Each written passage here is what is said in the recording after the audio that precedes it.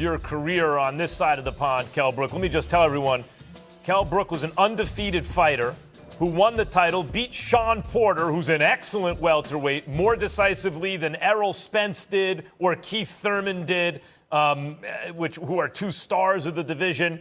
You were undefeated. You had made title defenses. You had the decisive win against Porter. You're a rising star, and you choose to move up to fight Triple G, who was a middleweight. You jumped up 2 divisions to fight him. You gave him a great fight, but you lost by knockout.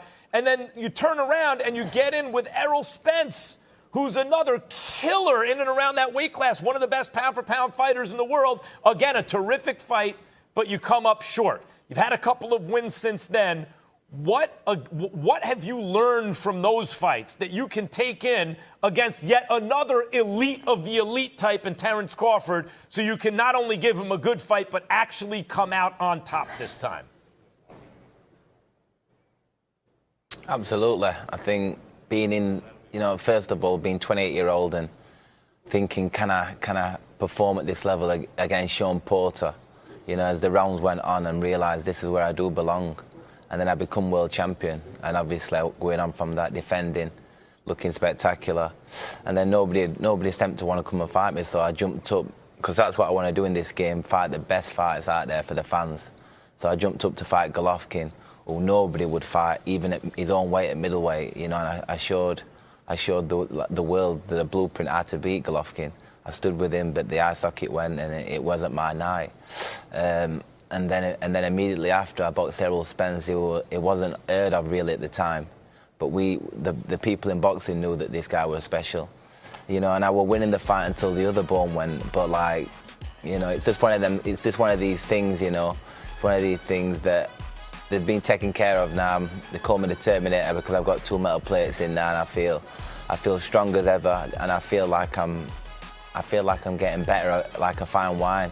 I feel I'm in the best shape of my life, and I'm absolutely 110% ready for this, mentally and physically. As you can see the shape of me, I can't wait for this Saturday night now to show the world that I am the man, I'm the special one, and I'm going to be taking that title home with me. Well, Kell, let me say this. First of all, props to you because you're a damn good fighter, and I wish you nothing but the best. I remember when you fought Triple G, your right eye got messed up, if I remember correctly, and you had to have surgery on that, just like you just told our audience, and then you went up against Errol Spence Jr., and I think it was your left eye then, because people was wondering whether the eye was going to hold up after the Triple G fight, and then you went up against Spence, and then the other eye got hurt. So you never looked out of shape. You never looked completely overmatched, but obviously caught a bad break there now, but you were 36-0, if I remember correctly, before you fought Triple G. Now you're going up against a guy, Terence Crawford, who's about 36, who's 36-0. He's something spectacular. Talk to us about why should anybody believe that you're going to beat that guy, considering the fact that he's constantly in the discussion as the best pound-for-pound fighter on the planet? I won't want it any other way. I'm glad that he's pound-for-pound fighter, the best in the world. Because when I beat him, I have that title. But, I believe that he's never boxed a fully fledged welterweight who's hungry, who's been a champion, who really believes that they're going to win. And I can hit very hard, and I'm very accurate, same as Crawford. I've got a good jab, and I'm going to need to be the best I've ever been this Saturday night to beat him. But what we've been doing in training and how I feel, coming down to the 147 limit, and before with the 147, because I'm a big welterweight, there were a 10-pound rehydration clause. With a WBO, I weigh in, and I don't need to worry about weighing in again with a 10-pound limit. So I come in on fight night and I weigh what I weigh. So I'm going to be fully focused and utterly, totally focused on Terence Crawford. And this is my time. The training has gone absolutely perfect. The weight's bang on. So I'm going to take care of the weight Friday and then take care of Crawford Saturday. You are a big welterweight. I always thought maybe you were really a junior middleweight campaigning at welterweight. It's good to hear that you make the weight more comfortably now. Terence Crawford in his last fight, he's my number 1 pound for pound, fought Kavaliauskas, who is a solid fighter, but no one's saying a spectacular world champion kind of fighter.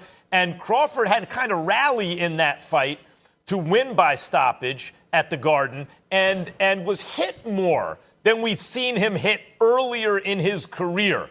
Which Terence Crawford are you preparing for? Do you look at his last fight and say, wait, he's more hittable now? Do you think that was because of his opponent? Are you preparing for that guy or the kind of slicker boxer that we saw earlier in Crawford's career?